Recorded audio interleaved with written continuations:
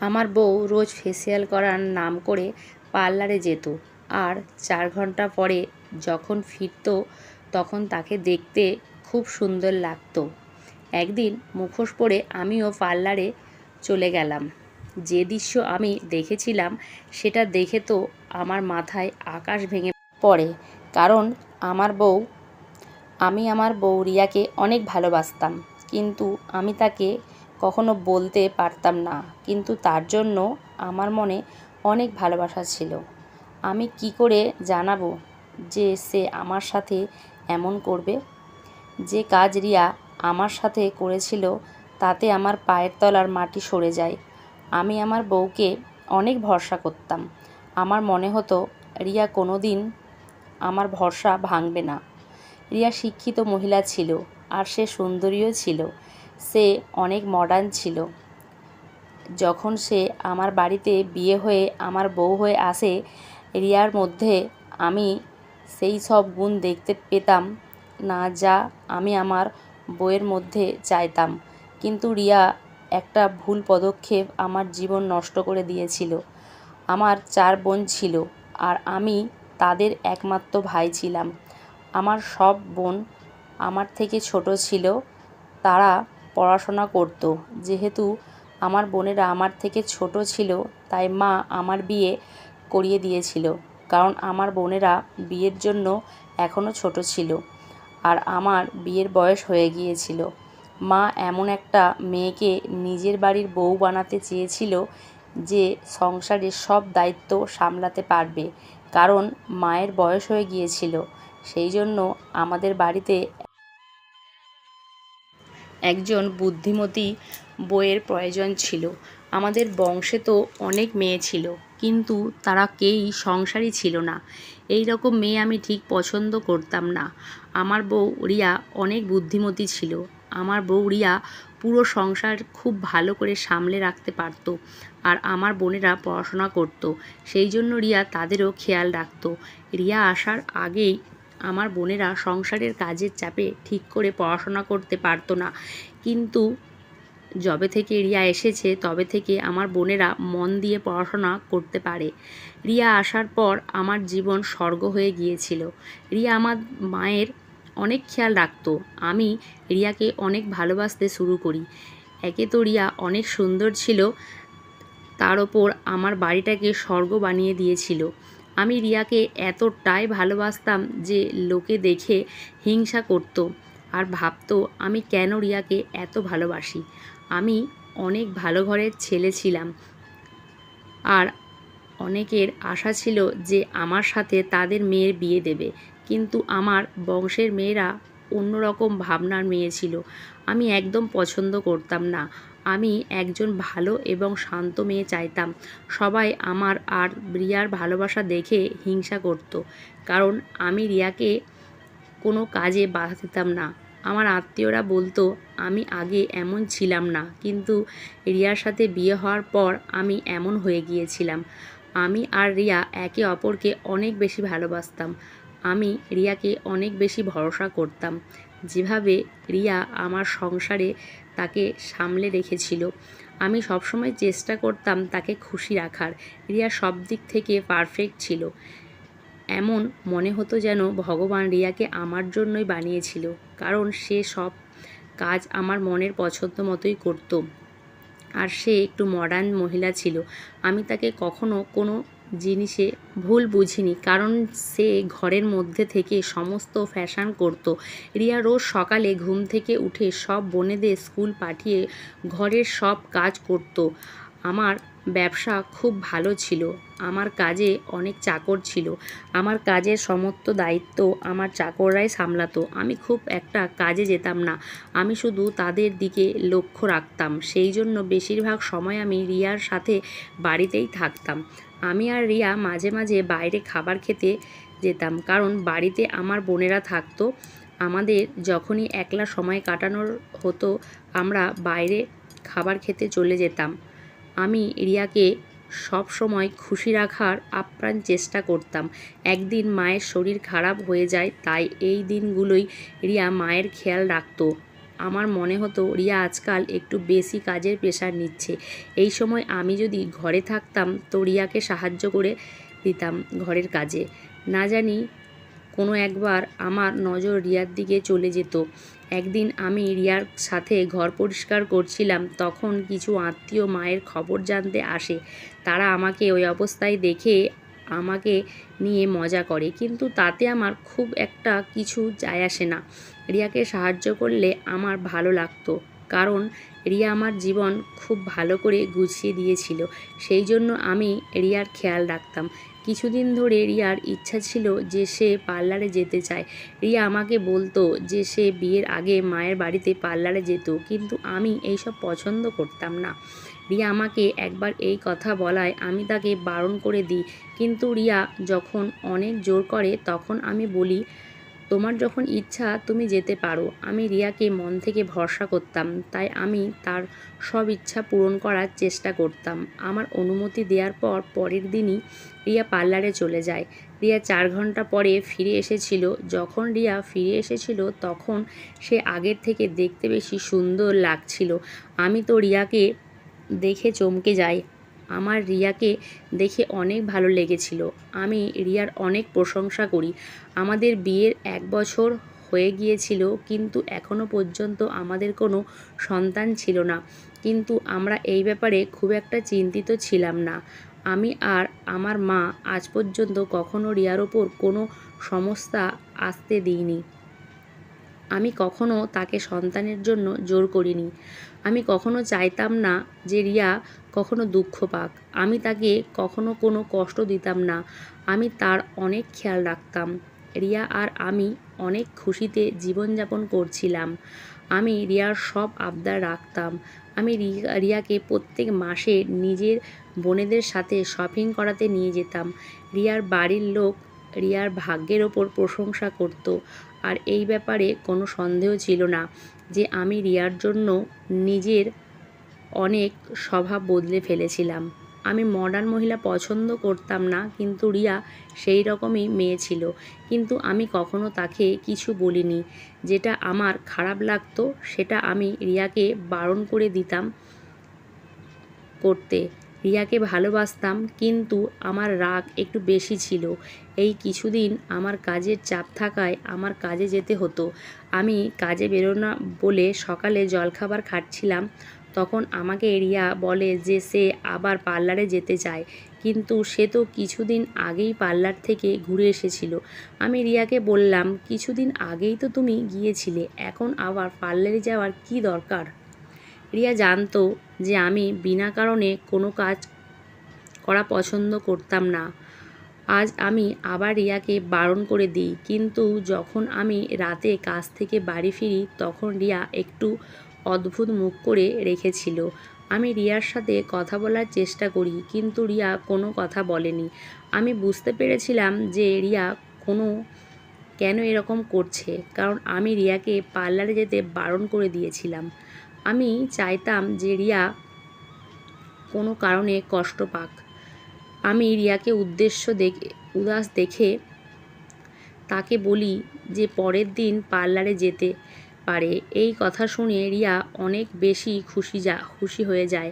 আমি রিয়াকে খুশি দেখে মনে মনে ভাবলাম, পার্লারে যাবে বলে কেউ এত খুশি হতে পারে? তারপর মনে হলো সে নিজের বাড়িতেও এইভাবেই হয়তো পার্লারে যেত। পরের দিন রিয়া বাড়ির সব কাজ করে পার্লারে চলে গেল। আমাকে আজও কাজে যেতে হয়েছিল। আমি রিয়াকে বলেছিলাম যে তুমি একাই চলে যাও। আজ আবারও রিয়া পার্লার থেকে 4 ঘন্টা পরে ফিরেছিল। আমি কাজে যেতাম আর আমার বোনেরা স্কুলে যেত, সেই জন্য রিয়া একাই পার্লারে চলে যেত। এইবার মা বলেছিল যে রিয়া পার্লারে গিয়ে অনেকক্ষণ পর ফিরে আসে। আমি ভাবলাম হয়তো পার্লারে ভিড় ছিল, সেই জন্য আসতে দেরি হয়েছে। ফেসিয়াল করার পর আজ রিয়াকে খুব সুন্দর দেখতে লাগছিল। রিয়া এখনও আমার বাড়ির সংসার খুব ভালো করে সামলা নিচ্ছিল। আমার মায়েরও খেয়াল রাখতো, আমার বোনেদেরও খেয়াল রাখতো, আর আমাকেও ভালোবাসতো। কিন্তু একটা কথা খুব অদ্ভুত লাগতো, যেটা হলো সে যখনই পার্লারে যেত 4 ঘন্টা পরে ফিরত, আর তাকে দেখে ভীষণ ক্লান্ত মনে হতো। ঘরের কাজও খুব ধীরে ধীরে করতে। আমি কিছু বুঝতে পারতাম না যে কেন এমন করতো। ফ্যাশন করতে তো মানুষের কোনো খাটনি হয় না, শুধু চেয়ারে বসেই তো থাকতে হয়। তাহলে পার্লার থেকে ফেরার পর রিয়া এত ক্লান্ত হয়ে পড়তো কেন?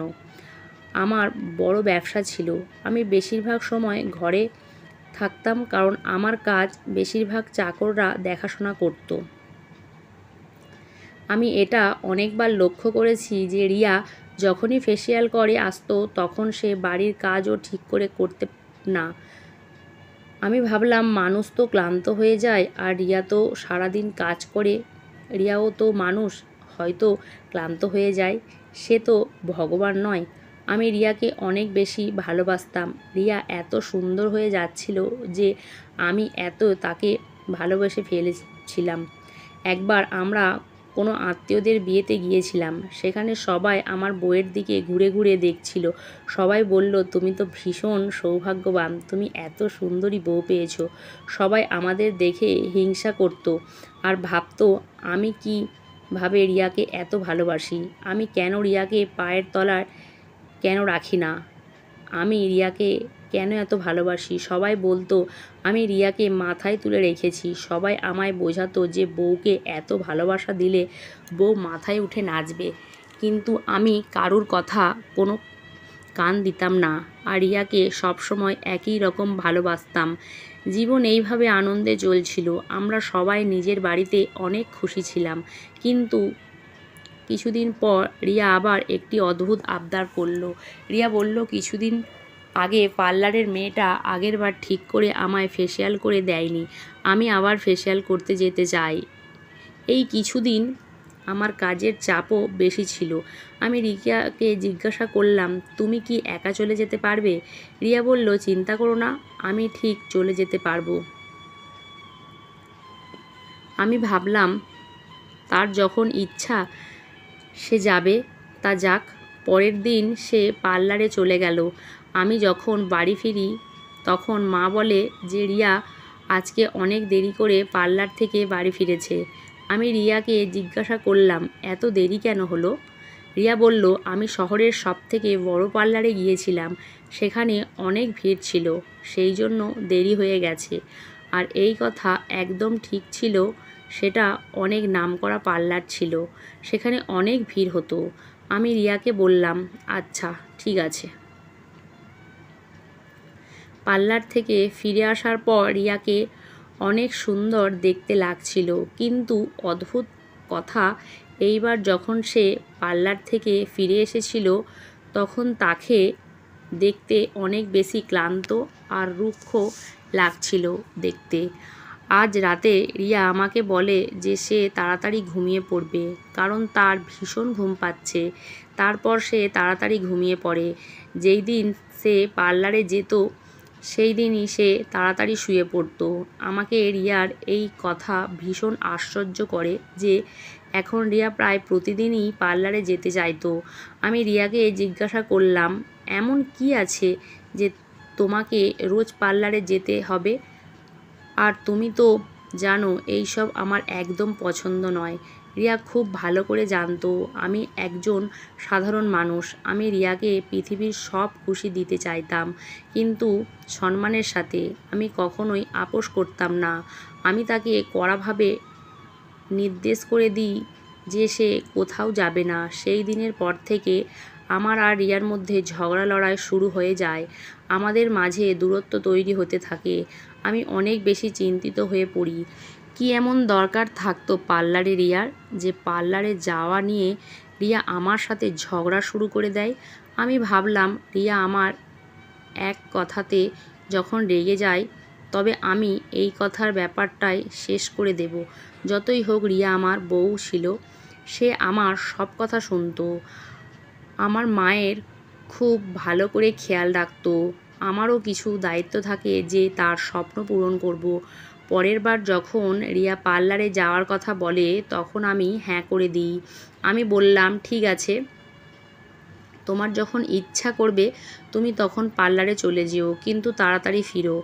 আজ সে আবার পার্লারে চলে যায়, আর আবার 4 ঘন্টা দেরি করে ফিরে।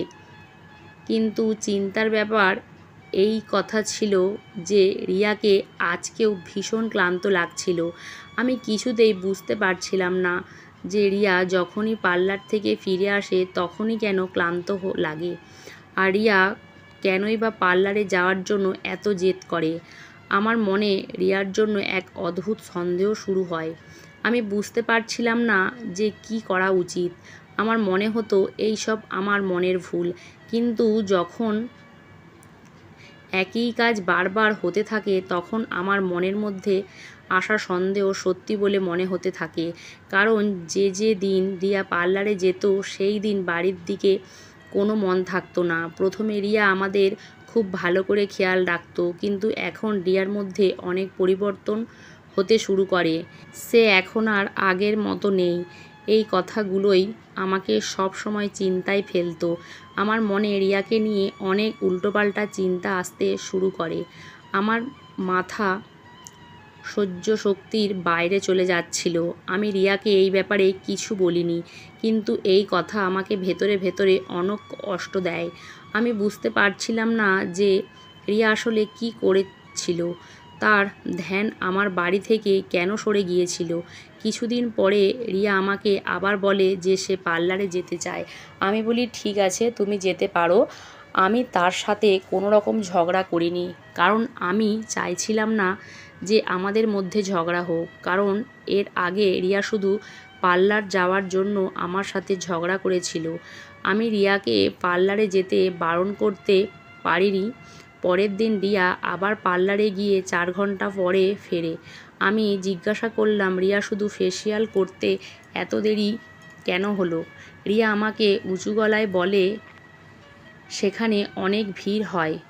পার্লারে মেয়েরা তো আর আমার জন্য বসে থাকে না যে আমি যাব আর সঙ্গে সঙ্গে তারা আমার ফেসিয়াল করে দেবে। সেখানে অপেক্ষা করতে হয়।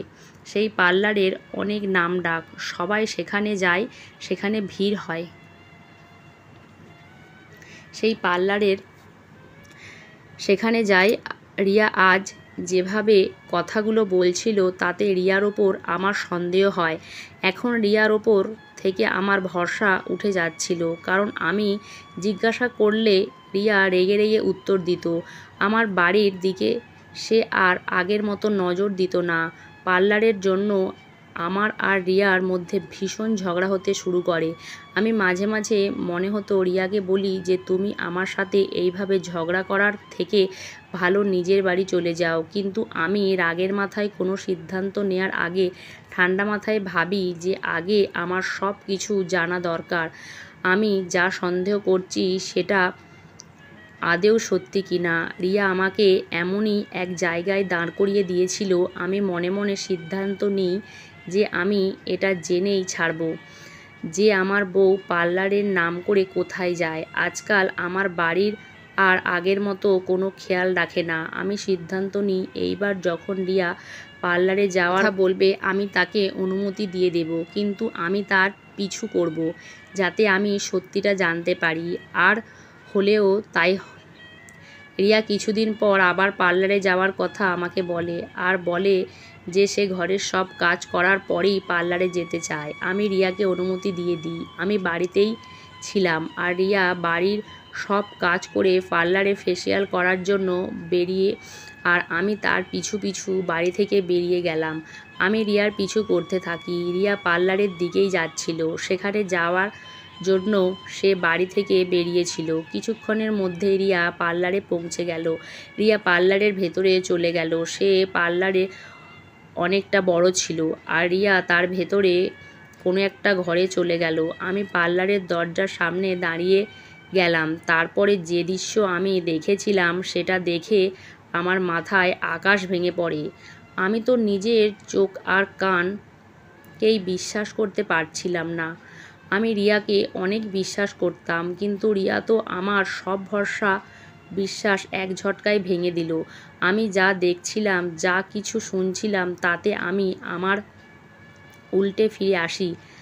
আমি যখন ফিরে আসছিলাম তখন মনে হচ্ছিল আমার প্রাণটাই বেরিয়ে যাচ্ছে। আমি সারা পৃথিবীর বিরুদ্ধে গিয়ে একটা মহিলার সব ইচ্ছা পূরণ করার চেষ্টা করতাম। তার কোনো কিছুর অভাব রাখিনি। আজ সেই মানুষটা আমার ভরসা নষ্ট করে দিল। আমি থেমে গেলাম। আমার মাথা কাজ করছিল না। আমার চিন্তা আমাকে মেরে ফেলেছিল। প্রতিবারের মতো রিয়া 4 ঘন্টা পর ফেসিয়াল করার বাহানায় বাড়ি ফিরে এলো। তাকে দেখে আজও ক্লান্ত মনে হচ্ছিল। দুর্ভাগ্য আজ আমি তার এই ক্লান্তির কারণ জানতাম। আমাকে উদাস দেখে রিয়া জিজ্ঞাসা করলো, কি হয়েছে তোমার? সব ঠিক আছে? আমি রেগে তাকে বললাম, কিচ্ছু ঠিক নেই। আমি তার কাঁধ ধরে জোরে চিৎকার করে বললাম, তোমার যদি এই সব কিছু করারই হতো তুমি তো আমাকে জিজ্ঞাসা করেও করতে পারতে। তোমার কি দরকার ছিল আমার ভরসাটা ভেঙে দেওয়ার? আমি তো তোমাকে এত ভরসা করতাম। আমার সব আত্মীয়রা বলতো আমি তোমায় আমার মাথায় তুলে রেখেছি। আমি ভাবতাম যে আমার বউয়ের আমার ভালোবাসা পাওয়াটা অধিকার। কিন্তু রিয়া, তুমি আমার আত্মীয়দেরই সঠিক প্রমাণ করলে আর আমায় ভুল প্রমাণ করলে। আজ আমি তোমার পার্লারে গিয়েছিলাম। সেখানে থেকে আজ যা আমি জানতে পারি সেটা আমার জন্য ভীষণ দুঃখের। তুমি আমাকে ফেসিয়াল করার মিথ্যা অজুহাত দিতে। সেখানে গিয়ে 4 ঘন্টা তুমি পার্লারের কাজ শিখতে। রিয়া সেখানে ফেসিয়াল করতে নয় বরং নিজের ইচ্ছা পূরণ করতে যেত। আমাকে এতদিন মিথ্যা কথা বলে তুমি একবারও ভাবলে না যে এতে তোমার সংসার নষ্ট হতে যেতে পারে? যে কোনো বাড়ির বউকে আগে ঘরের কাজ সম্পূর্ণ করা উচিত। 4 ঘন্টা পার্লারের কাজ শেখার পর সেটা আবার টিচারকে করে দেখানোর ফলে সে তো ক্লান্ত হয়েই যাবে। রিয়া আমাকে কাঁদতে কাঁদতে বলে পার্লারের কাজ শেখার তার খুব শখ ছিল। আমি তাকে বলি, তুমি তো আমাকে এই সব কিছু বলেও করতে পারতে। রিয়া বলে, আমি জানতাম তুমি একজন ভদ্রলোক আর তুমি নিজের সম্মানের খুব খেয়াল রাখো। তুমি অনুমতি দিতে না। আমি জানতাম তুমি কখনো আমাকে এই কাজ করতে দেওয়ার অনুমতি দিতে না। আমি সেই জন্য তোমায় বলিনি। কিন্তু বিশ্বাস করো, আমি কোনো খারাপ কাজ করিনি। রিয়া এমন কোনো পাপ করেনি, কিন্তু যে পদ্ধতি সে অনুসরণ করেছিল সেটা ভুল ছিল। আমি রিয়াকে বললাম, আমি এখন আর তোমায় ভরসা করি না, আর তোমায় কোনো দিন করতেও পারবো না। যদি তুমি বর বউয়ের সম্পর্ককে থাকো তবে একে অপরকে থেকে কোনো কিছু লুকানো উচিত নয়। এইবার নিজের জীবনসঙ্গীকে অবশ্যই বলা উচিত।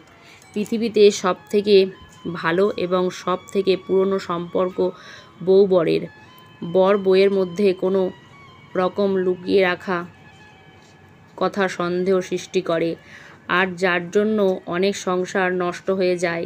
যদি আমি সত্যিটা না জেনে শুধু সন্দেহের বশে রিয়াকে ডিভোর্স দিয়ে দিতাম, তাতে না শুধু আমাদের সংসার নষ্ট হতো, পাশাপাশি আমাদের সুখও নষ্ট হয়ে যেত।